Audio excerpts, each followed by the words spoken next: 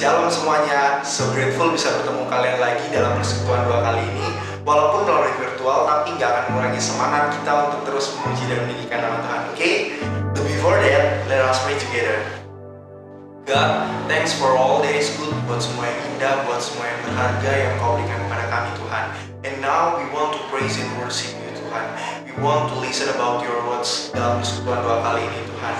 Kiranya Engkau yang memberikan your wisdom Tuhan, give your heart to me Tuhan, supaya setiap pujian, setiap penyembahan, dan setiap firman yang kami dengarkan Tuhan itu dapat masuk ke dalam hati kami Tuhan dan menjadi pedoman dalam hidup kami. In the name of Jesus Christ I have prayed. Amen. Shalom teachers and friends. Now we want to praise and worship God. So prepare yourself, prepare your heart to enter into the presence of God. Okay? Sama-sama katakan, jangan lelah bekerja di ladangnya Tuhan. Roh Kudus yang beri kekuatan, yang mengajar dan menopang. Tiada lelah bekerja bersamamu Tuhan, yang selalu mencukupkan akan segalanya. Ratakan tanah bergelombang, timbullah tanda yang berlubang. Menjadi siap dibangun di atas dasar iman. Ratakan tanah bergelombang, timbullah tanda yang berlubang. Menjadi siap dibangun di atas dasar iman. amin.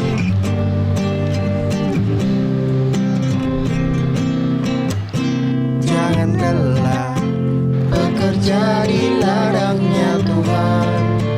Roh Kudus yang beri kekuatan, yang mengajar dan menopang. Ya, Sekali lagi tiada lelah bekerja bersamamu Tuhan, yang selalu mencukupkan akan segalanya. Ratakan tanah bergelombang, timbullah tanda yang berlubang. Menjadi siap dibangun di atas dasar iman. Ratakan tanah bergelombang, timbullah tanda yang berlubang. Menjadi siap dibangun di atas dasar iman. Menjadi siap dibangun, menjadi siap dibangun di atas dasar iman. Bapak Ibu dan teman-teman masih semangat kan? So kita akan praise and worship God again. Come on. Sungai sukacitamu mengalir dalamku. Katakan, Oh yes, yes, yes, yes. Anggur sukacitamu melimpah dalamku. Ku menari dan bersuka, pujimu di setiap waktu. Sebab sungai sukacitamu ada dalamku. Sungai sukacitamu mengalir dalamku. sama-sama. Oh yes, yes, yes, yes. Anggur sukacitamu melimpah dalamku. Ku menari dan bersuka, pujimu di setiap waktu. Sebab sungai sukacitamu ada dalamku. Mengalir bersamamu, bersuka di dalammu, mengikutimu Tuhan dalam kegerakanmu.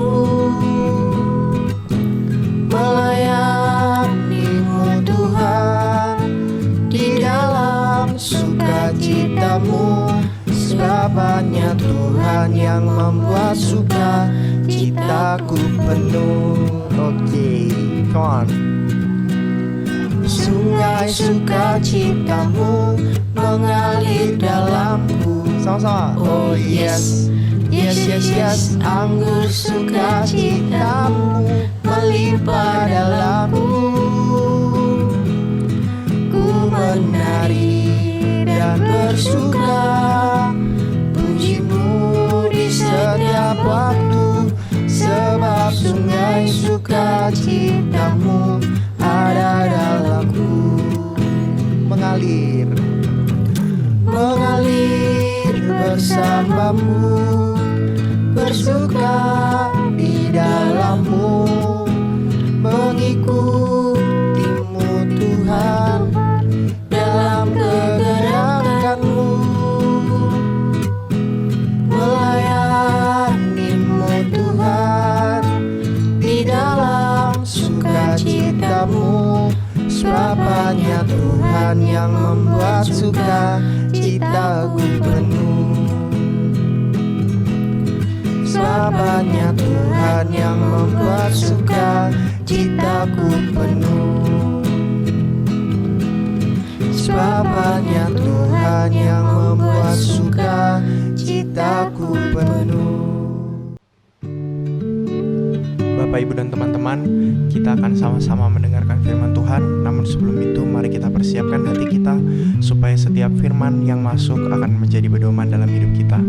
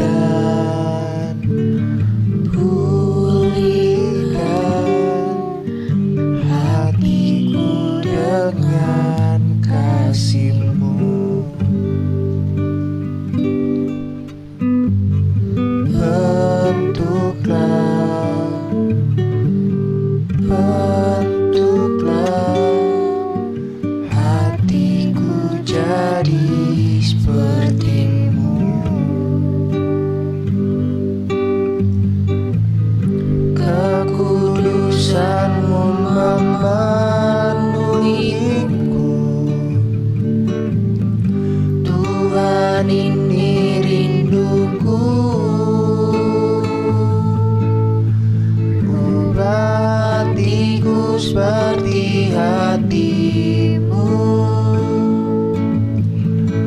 kudus berkenan bagimu, bagaikan emas yang murni bentuk hatiku selalu. Biar ku menjadi ciptaan baru, ya, bebas dari semua yang jahat, serupa dengan gambarmu, sucikan ku, kuduskan hatiku Tuhan.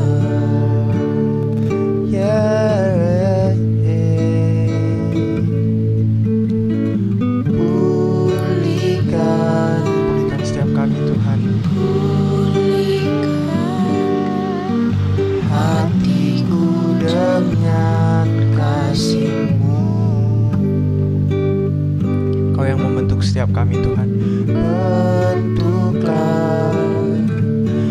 Bentuklah hatiku jadi seperti-Mu. Kekudusan-Mu memenuhiku. Tuhan, ini rinduku. Ubah hatiku seperti hati-Mu. Biarlah kami memiliki hati seperti-Mu Tuhan, hati yang tulus, hati yang berkenan hanya bagi-Mu Bapa. Biarlah ini menjadi kerinduan setiap kami Tuhan, menjadi emas yang murni Tuhan, hanya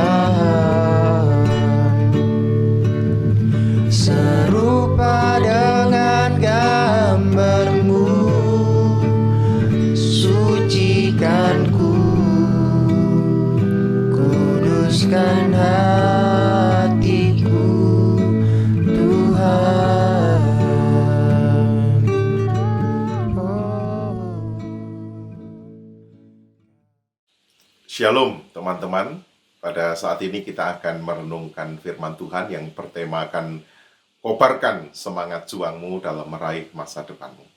Sebelumnya mari kita berdoa. Terima kasih karena Tuhan terus memberikan kesempatan bagi kami untuk membaca, merenungkan kebenaran firman-Mu di tengah-tengah kehidupan yang penuh tantangan. Kami percaya Roh Kudus yang akan menolong kami semua, mengurapi kami sehingga kami bukan hanya mengerti, tetapi kami dibangun dan bahkan kami disempurnakan oleh kebenaran sabda-Mu. Berfirmanlah Tuhan, kami siap mendengar. Dalam nama Tuhan Yesus kami berdoa. Amin. Teman-teman, kita akan membaca Roma pasal 5 ayat 3b sampai 5. Demikian firman Tuhan. Karena kita tahu bahwa kesengsaraan itu menimbulkan ketekunan, dan ketekunan menimbulkan tahan uji, dan tahan uji menimbulkan pengharapan, dan pengharapan tidak mengecewakan, karena kasih Allah telah dicurahkan dalam hati kita oleh Roh Kudus yang telah dikaruniakan kepada kita. Saudaraku yang dikasihi oleh Tuhan Yesus Kristus, ketika bulan Agustusan tiba sebelum masa pandemi dulu, biasanya di kampung-kampung ada lomba panjat pinang. Pinang setinggi 6-10 meter, dilumuri oleh lemak atau oli. Lomba itu beregu, hadiahnya macam-macam, ada sepeda, peralatan dapur, dan orang harus berjuang untuk mendapatkan hadiah itu. Kalau kita lihat di dalam gambar misalnya, seorang harus diinjak temannya dan kemudian diinjak orang lain lagi dan kemudian mereka memanjat sampai mendapatkan hadiah. Dan bahkan di kampung-kampung biasanya ketika mereka sudah mencapai hadiahnya, mereka tidak mengambilnya sendiri tetapi membagikan kepada para penonton.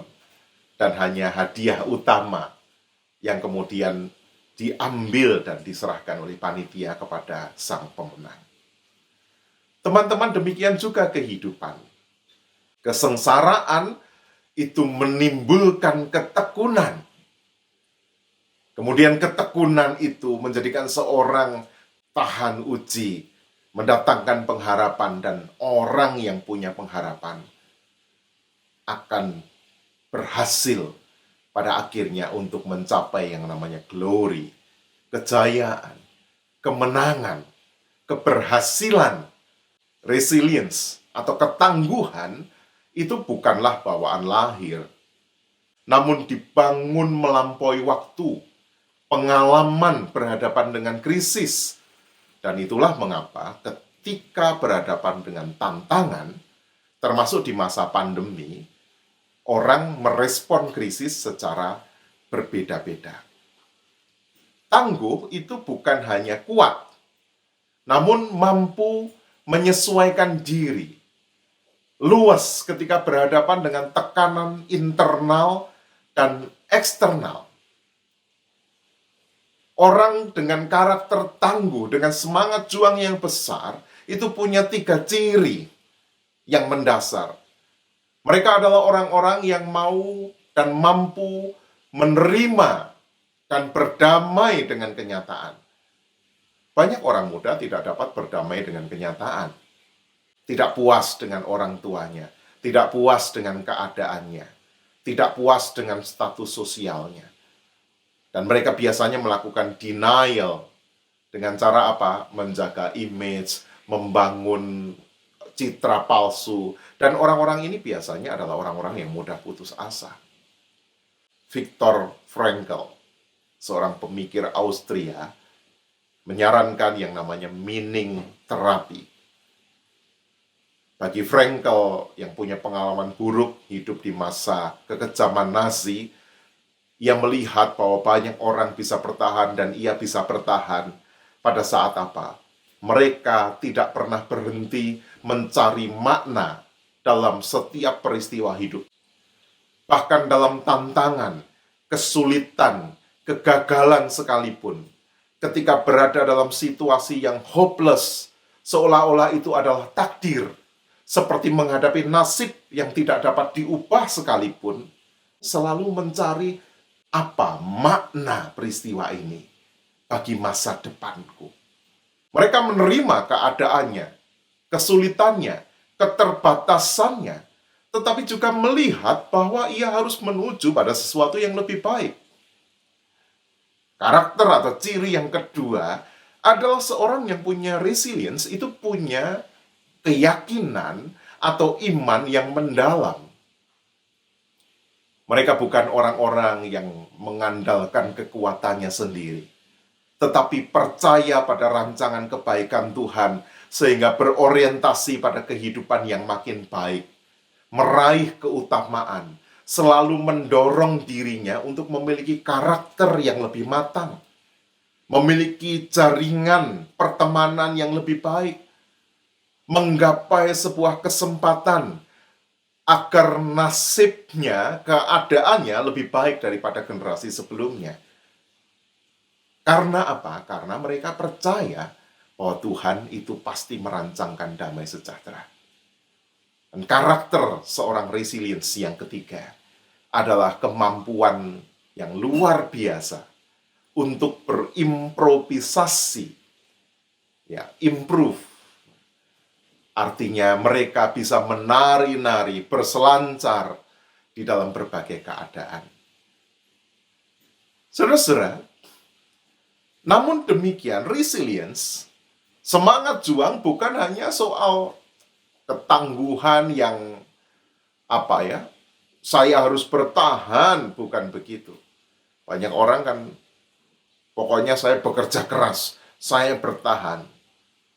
Sesungguhnya resilience itu bukan tentang how you endure, tetapi resilience is about how you recharge. Bukan belajar sampai jam 3 pagi, sistem kebut semalam. Oh Pak, saya kuat kok belajar sampai jam 3 pagi. Itu bukan resilience. Karena kalau saudara belajar sampai jam 3 pagi, maka keesokan harinya malah nggak bisa mikir. Ketika tubuh kita dipaksa bekerja berlebihan, maka menurut penelitian kita justru akan membuang begitu banyak sumber daya, baik secara fisik ataupun mental, dan itu begitu sulit dipulihkan. Di masa pandemi ini, banyak siswa yang begadangan. Itu juga justru akan membuat teman-teman exhausted. Lawan dari resilience itu adalah exhaustion. Kita itu seperti kehabisan energi. Akhirnya kita kehabisan semangat. Kunci ketangguhan dalam resilience adalah kita berupaya keras, lalu kemudian berhenti, ngecas, kemudian kita berpulih, dan kita mencoba kembali. Jadi serius belajar, tapi juga harus ada berhentinya. Ngecharge secara mental, secara spiritual, istirahat secara fisik, kemudian kita berpulih, dan setelah itu kita bekerja keras kembali. Kalau siklus itu kita pertahankan, maka kita akan punya resilience. Nah, bagaimana kita ngecas, teman-teman? Secara spiritual, setiap kita harus bersaat teduh. Saya menyarankan sebuah metode saat teduh yang disebut Lectio Divina. Lectio Divina itu bagaimana? Kita membaca firman dengan bersuara, jadi kita membacakan bagi diri kita sendiri, lalu kita mulai mencoba memahami apa arti firman ini, biasanya dengan membaca perikop sebelum dan sesudahnya, atau teman-teman bisa membuka tafsiran dari Google, misalnya membuka Blue Letter Bible, gitu. Di situ ada tafsiran dari ayat ini apa, latar belakangnya apa, gitu. Blue Letter Bible, ya. Lalu setelah kita memahami, kita merenungkan, memeriksa diri kita. Kalau firman yang kita baca adalah firman tentang pengampunan, kita perlu memeriksa siapa yang harus kita ampuni. Apakah aku mampu mengampuni, misalnya? Mengapa aku tidak mampu mengampuni? kita mencoba memeriksa, merenungkan itu tentang diri kita. Dan setelah itu kita mendoakan. Yang didoakan bukan doa macam-macam, tetapi doa tentang pengampunan. Kalau tadi bacaannya tentang pengampunan. Kita mendoakan orang yang menyakiti kita, kita meminta Tuhan memampukan kita untuk mengampuni, dan yang terakhir adalah kita berkomitmen. Apa komitmennya? Apa janji setianya? Setelah membaca, memahami, merenungkan, mendoakan itu. Oh Tuhan, saya ingin dalam minggu ini mengampuni dia. Walaupun pengampunan itu tidak bisa membuat saya lupa akan kesalahannya, tetapi pengampunan itu menjamin relasi saya dengan dia di masa depan lebih baik. Pengampunan itu tidak dapat mengubah masa lalu, karena apa yang orang lakukan pada kita sudah tidak bisa diubah. Tetapi pengampunan akan mengubah masa depan. Lalu juga nge-charge itu dengan apa teman-teman? Istirahat. Rest and recovery are not the same thing. Stopping does not equal recovering. Jadi istirahat itu bukan cuma nganggur-nganggur, ngelamun-ngelamun, tetapi harus recovery. Dan recovery itu biasanya bisa dilakukan dengan apa? Kita ketika berhenti, kita mencoba sebuah latihan yang namanya mindfulness. Menaruh perhatian pada apa yang di sekitar kita. Caranya bagaimana? Kalau saya biasanya ketika duduk, diam, saya belajar untuk mendengar nafas saya sendiri. Oh, di sana biasanya banyak beban pikiran terlintas, suara-suara yang mengganggu terlintas, nggak apa-apa. Kita dengar, tapi kemudian kita berupaya mengabaikan segala yang melintas itu, dan coba berfokus pada mendengar nafas kita. Oh, itu sangat berguna. Karena menurut Richardson, seorang profesor dari Massachusetts University, orang yang melakukan mindfulness practice dengan mendengar nafasnya selama 30 menit dalam waktu 2 minggu, itu semangatnya, lalu etos kerjanya, etos belajarnya meningkat dengan tajam. Otak manusia ketika berada dalam anxiety, jadi gelisah, itu cenderung melakukan aktivitasnya di bagian otak depan, bagian kanan. Nah, jadi segala sesuatu yang membuat kita gampang lelah, mudah putus asa, mudah khawatir itu yang aktif otak kanan depannya. Sementara otak kiri depan manusia itu posisi aktivitas otak yang membuat seorang itu resilience. Dia bisa menerima keadaan, melihat secara positif. Dan penelitian Richardson itu menunjukkan bahwa kecenderungan otak ke kanan atau ke kiri itu bisa dilatih. Nah, salah satu latihannya adalah mindfulness dengan bernafas itu. Lalu kita juga perlu membaca buku, membaca novel, melihat film, menjauhkan diri dari gadget. Itu recovery, teman-teman. Teman-teman, pandemi itu sudah membuat banyak orang, besar, kecil, tua, muda, hidupnya hanya dikuasai kekhawatiran dan keputusasaan. Kita boleh takut, namun yang terpenting jangan larut dalam ketakutan. Karena apa? Karena itu semua akan melumpuhkan kita. Dan dengan membangun resiliensi, kita akan punya semangat juang untuk meraih masa depan yang lebih berpengharapan. Indonesia itu butuh orang-orang yang tegar dan tangguh. Tema kemerdekaan kita tahun ini kan tangguh dan bertumbuh. Itu yang dibutuhkan oleh orang-orang Indonesia. Mereka yang tangguh dan bertumbuh akan menyelamatkan Indonesia dari krisis. Nah, semoga teman-teman dan saya termasuk dari orang-orang yang punya ketangguhan itu.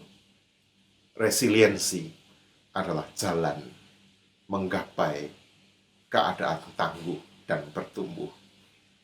Tuhan memberkati. Saat teduh bagi kita. Bapak, Ibu, dan teman-teman, kita telah selesai mendengarkan firman Tuhan. Sekarang kita akan mengakhiri ibadah kita, namun sebelum itu, mari kita menyanyikan lagu Kami Memuji Kebesaran-Mu.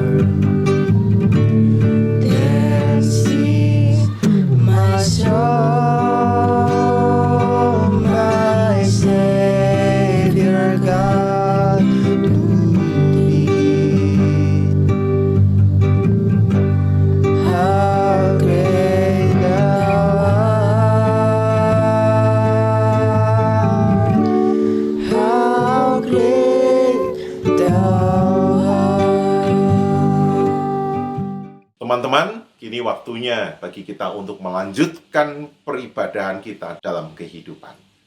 Oleh karena itu, jadilah pribadi-pribadi yang tangguh dan bertumbuh, punya semangat juang untuk menggapai masa depan yang lebih berpengharapan, dan terimalah berkat-Nya. Kiranya damai sejahtera Allah yang melampaui segala akal memelihara hati dan pikiranmu di dalam Tuhan Yesus Kristus dan di dalam persekutuan Roh Kudus, mulai sekarang sampai selama-lamanya. Amin.